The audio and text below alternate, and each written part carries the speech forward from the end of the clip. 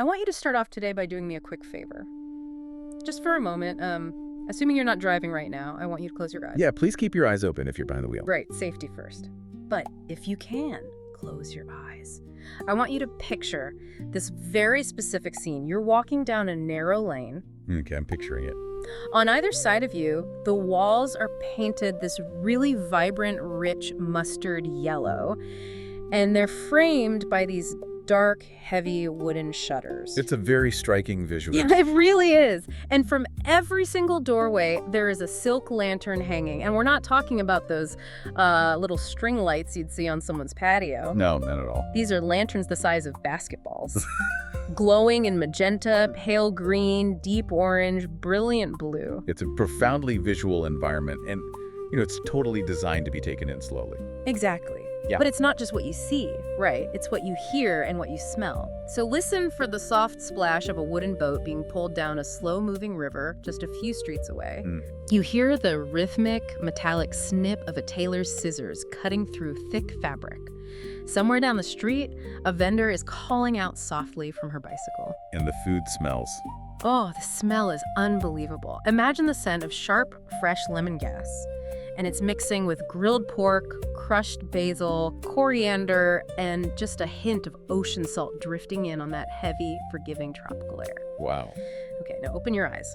Because you aren't in a postcard. You're in a 600-year-old city in Vietnam. Yeah. And for a growing number of Americans, this isn't some vacation fantasy. It is their permanent Tuesday morning. And that transition from fantasy to reality is exactly what makes this subject so compelling, because we are looking at a place called Hoi An, which is located right in the center of Vietnam's long, sweeping coastline. And that is the mission for our deep dive today. We're unpacking a wave of recent research and firsthand accounts that reveal this quiet but rapidly growing movement. We're looking at how a rising number of Americans are discovering that you can pack up, move across the world, and build a beautiful, highly dignified life in this ancient town.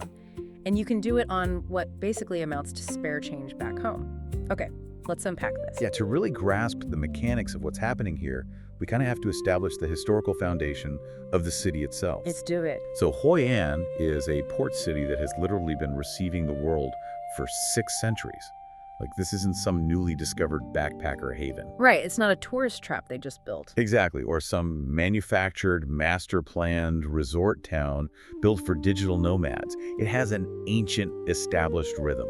And that's really the core theme of our exploration today. We aren't talking about temporary adventure tourism here. No, we are examining a fundamental lifestyle arbitrage.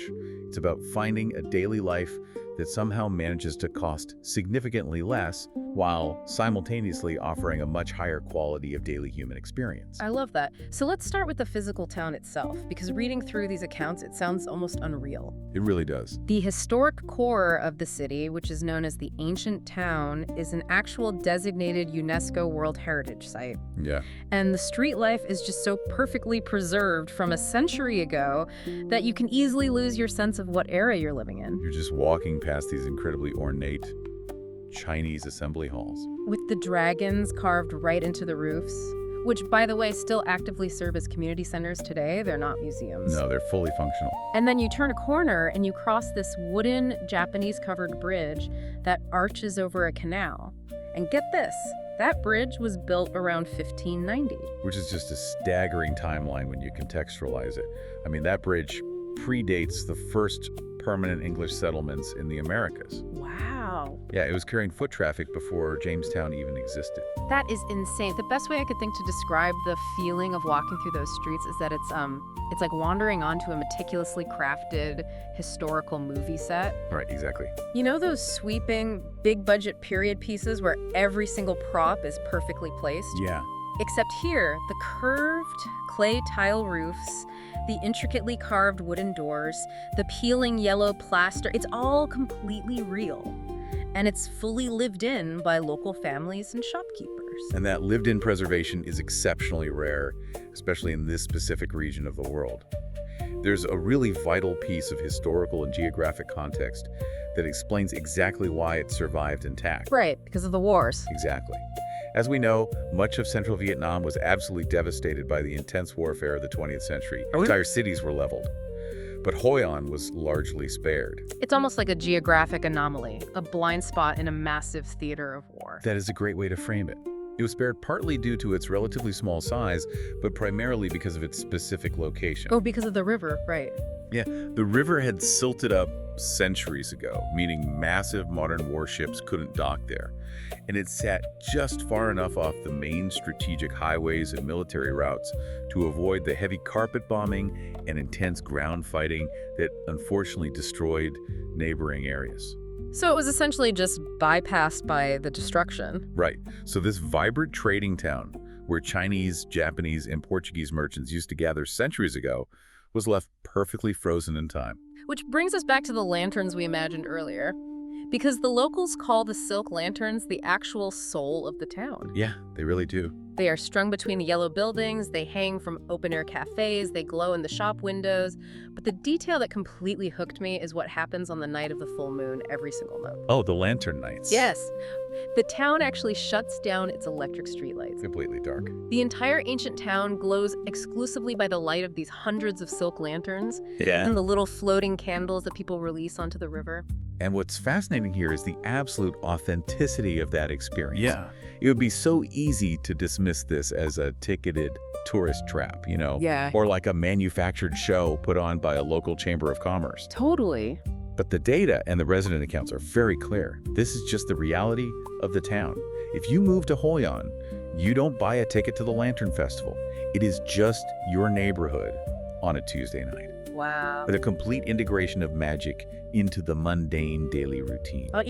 The moment we talk about an American experiencing a magical Tuesday night in central Vietnam, we run straight into a pretty heavy geopolitical reality. Yeah, we have to talk about it. Right. I want to push back on this idyllic picture for a second because any listener familiar with history is probably wondering the exact same thing. If I'm an American moving to central Vietnam, isn't there going to be some serious lingering resentment? I mean, given the intense, tragic, and highly destructive history between the United States and Vietnam in the 60s and 70s, it feels completely tone deaf to assume you can just waltz in and be welcomed. It is the most natural question to ask. And it really requires us to look past the American perspective and understand Vietnam's current reality. Okay. The situation on the ground is something that many Westerners find deeply surprising. And it basically comes down to a mix of demographics and national economic strategy. How so? First, consider the demographic curve. The median age in Vietnam right now is roughly 32 years old. Wait, really? 32? Yep. Meaning the vast majority of the population wasn't even born when the war ended in 1975. Exactly. For most of the people you meet on the street, the American War, which is what is known as there, is something they learn about in history class. It's not a lived trauma for them. That makes a lot of sense. They don't associate the United States with conflict. They associate it with global economic opportunity. They associate it with pop culture, technology, and very often their own cousins who live in California or Texas. So it's a completely different cultural touchstone.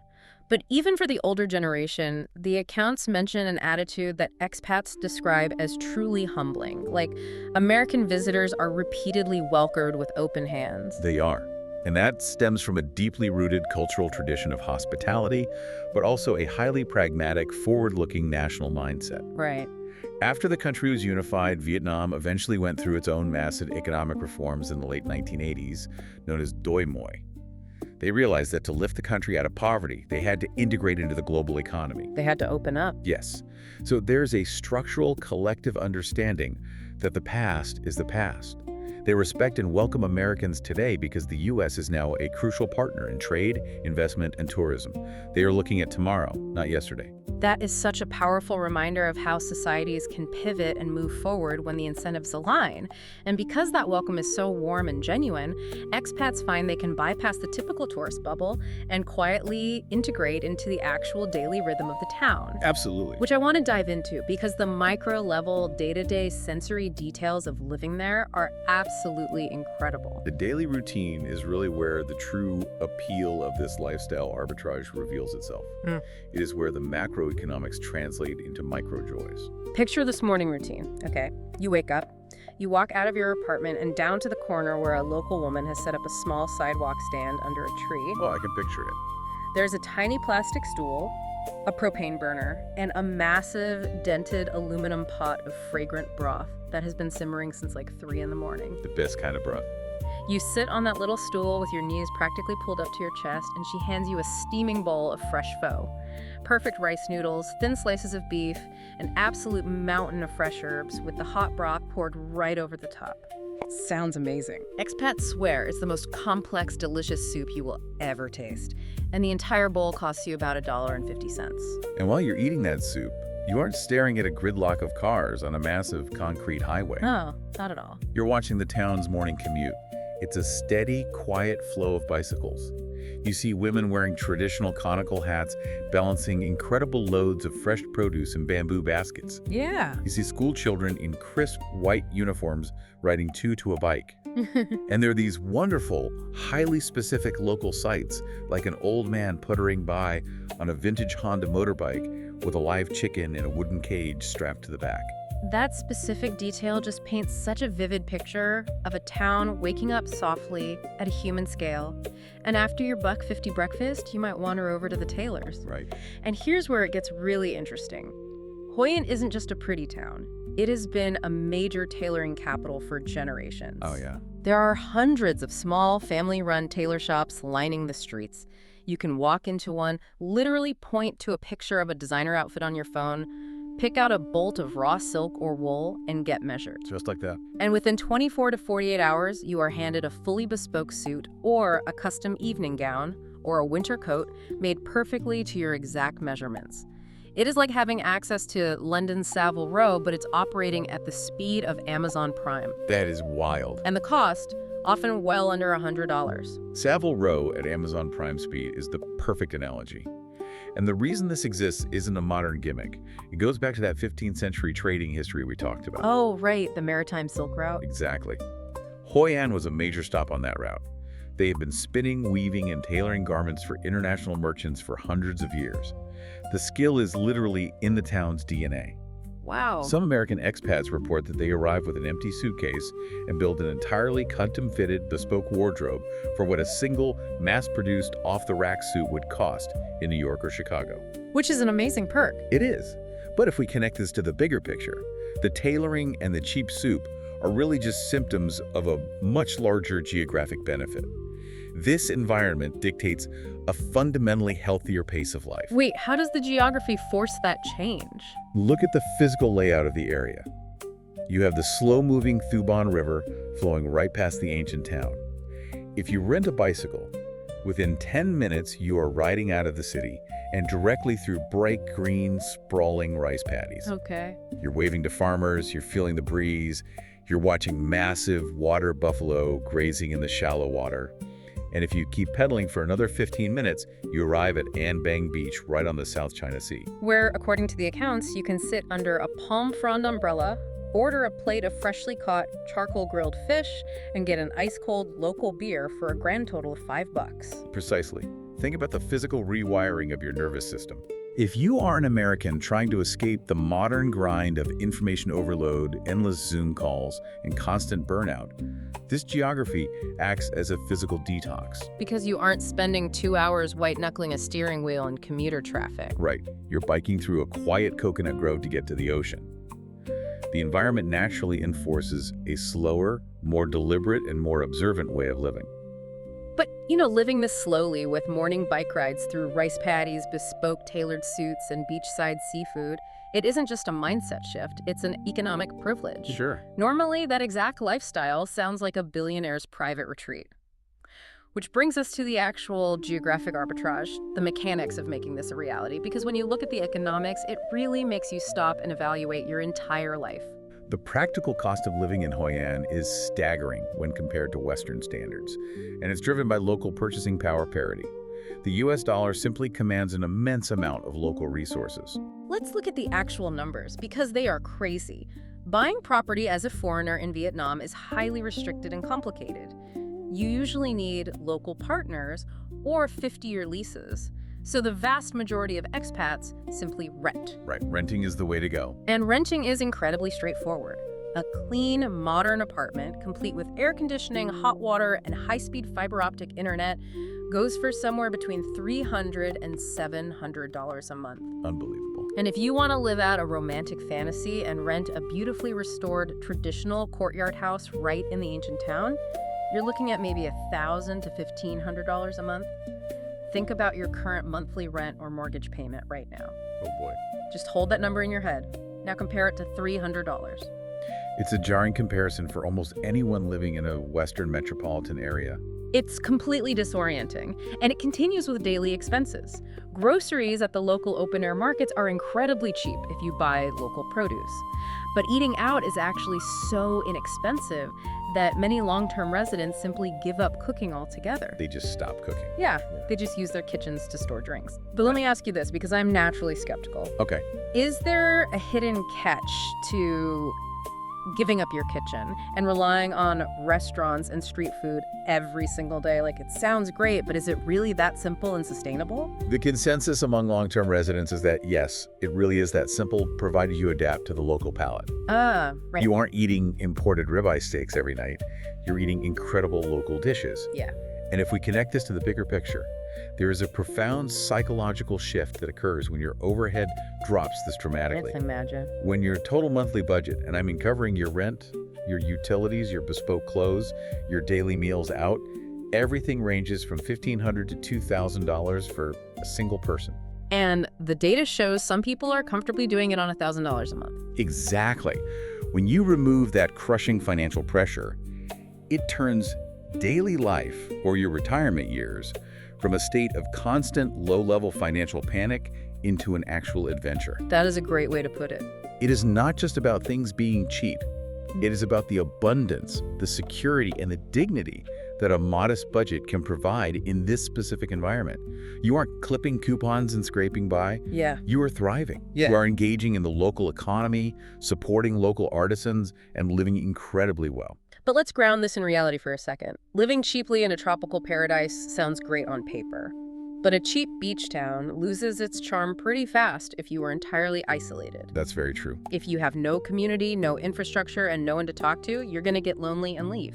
So who is actually making this move? What does the expat ecosystem look like? That's a crucial point, because the expat ecosystem in Hoi An is very distinct. It is not the stereotypical transient backpacker crowd you might find in a southern beach party town in Thailand or Bali. Okay, good to know. Foreigners drawn to Hoi An are generally older, more settled, and specifically looking for peace rather than a party. Right. The research identifies three main profiles of Americans making the move. First, you have the retirees on a fixed income. These are people who looked at their Social Security and 401k balances and realized that retiring in Florida or Arizona was going to mean a very tight, highly stressful existence. But by moving to Hoi An, that exact same fixed income buys them genuine luxury and peace of mind. And the second group comprises remote workers and digital nomads. These are often professionals in their 30s or 40s. Right. Many of them initially came to Vietnam for a month-long vacation, fell completely in love with the pace of life and the low stress, and just ended up staying. A 1-month trip turns into a 2-year lease, which turns into 5 years. And the third group is the creatives, the artists, the writers, the designers, people seeking the specific atmospheric light of the town, the calm environment, and the incredibly cheap rent that buys them the most valuable resource of all. Time. Yes, uninterrupted time to spend on the work that actually matters to them without hustling 3 side jobs just to pay for a studio apartment. And logistically, they are far less isolated than you might think. Oh, really? Yeah, the Da Nang International Airport is only about a 30-minute drive north of Hoi An. From there, you have direct flights to major hubs all over Asia. That's convenient. Getting back to the US is generally just a one-stop connection through places like Seoul, Tokyo, or Taipei. Now, it is still a very long flight home to see family. There's absolutely no sugarcoating the distance. But geographically, you are highly connected to the rest of the world. Okay, wait, hold on. $1.50 breakfast and cheap rent is fantastic if you're a remote worker in your 30s. But if I'm a retiree moving halfway across the world, what happens when I actually get sick? Yeah, the healthcare question. A beautiful lantern-lit street isn't going to help me if I blow out my knee or if I need a cardiologist. How does the healthcare actually work? Healthcare is consistently cited as the area where expats surprise themselves the most. Just half an hour away in Da Nang, there is a booming medical infrastructure. Really? They have incredibly modern, international standard hospitals like Hoi An and Vietnamese. Many of the doctors there are actually trained in the US, Australia, or France. And the cost structure is just completely divorced from the American system. Entirely. A routine specialist visit, paying completely out of pocket without insurance, might run you $20 to $40. Wow. And if you do want coverage, a comprehensive international regional insurance plan typically costs between $50 and $200 a month, depending on your age and pre-existing conditions, of course. Which is less than a cell phone bill for some people back in the States. Exactly. And for anything truly catastrophic or highly specialized, say, complex neurosurgery, you are just a 2-hour flight from world-class global medical hubs like Singapore or Bangkok. Yep. Okay, so the practical boxes: cost, logistics, healthcare, they all check out. But, so what does this all mean? If you're an American with zero Vietnamese background, terrible language skills, and absolutely no family ties to the region, can you actually belong in a 600-year-old Asian town? Or are you just doomed to be perpetually viewed as an outsider, like a permanent tourist? That is the ultimate existential question for anyone considering an international move. But we have to go back to the historical foundation we established at the beginning. The port city history. Right. Hoi An has been receiving, trading with, and accommodating foreigners on its own terms for over 600 years. Welcoming outsiders is literally in the DNA of the city. That's a great point. And today, there is a very real established infrastructure of belonging. There are English language cafes, bustling co-working spaces, local yoga studios, and informal expat groups that meet for weekly dinners. So you aren't just entirely alone. No, it is a highly stable, tight-knit community of people who deliberately chose this town because they wanted to integrate into its culture, rather than wall themselves off in a gated expat compound. It's a community of people who actively opted out of the rat race to choose a softer way of life. Which brings us to what I think is the most evocative and beautiful image from all the accounts we reviewed today. Oh, the evening routine. Yes, it's a description of what a typical evening in Hoi An actually feels like once you've settled in. Imagine this. You've finished an incredible, inexpensive dinner. You're taking a slow walk down to the edge of the Thu Bon River. The water is perfectly dark, but it's reflecting the long, shimmering, colorful streaks of light from thousands of silk lanterns hanging from the buildings behind you. The sensory details of that daily routine are so incredibly grounding. They really are. You stand by the river railing and you watch the traditional wooden boats drifting past, illuminated only by the floating candles on the water. You walk up to an old woman wearing a traditional rice paper hat. She's selling little folded paper boats with tiny tea lights inside. Yeah? You buy one for a few cents. You light the candle, write a quiet wish or a thought on the paper, and you lean over and release it onto the warm, dark, moving current. Wow. You smell jasmine blooming in the night air, mixing perfectly with the distant scent of wood smoke from a cooking fire. Somewhere down the riverbank, someone is playing a soft melody on a bamboo flute. And standing there, watching your little light join hundreds of others on the water, you have this sudden physical realization that you have been holding your breath, tensing your shoulders for years without even knowing it, and you finally exhale. It's the physical release of modern tension, the unlearning of American hustle culture. And this raises a deeply important question, perhaps the most vital takeaway from all the material we've synthesized today. What's up? I want you to really mull this over after we finish. If a small, lantern-lit town halfway across the world can offer a life of profound beauty without chaos and deep history without crushing weight, all for a fraction of the cost, what does that say about the lifestyle we've been conditioned to accept as normal back home? Wow. That is a heavy thought. If peace is this accessible, why are we working so hard to be stressed? Exactly. Are we as a society simply overpaying for a chaotic, high-stress, deeply exhausting version of the American dream, especially when a softer, more generous, and far more dignified life is just quietly waiting on the banks of a slow river in central Vietnam? That is an incredibly provocative thought to end on. It challenges you to look at your monthly budget, your commute, your daily stress, not just as an inevitable list of expenses, but as a reflection of what you're willing to endure. Absolutely. We want to thank you so much for joining us on this deep dive. We hope it encourages you to keep questioning where and exactly how you want to build your life. Remember those magenta and green lanterns glowing in the tropical air. Until next time, keep exploring.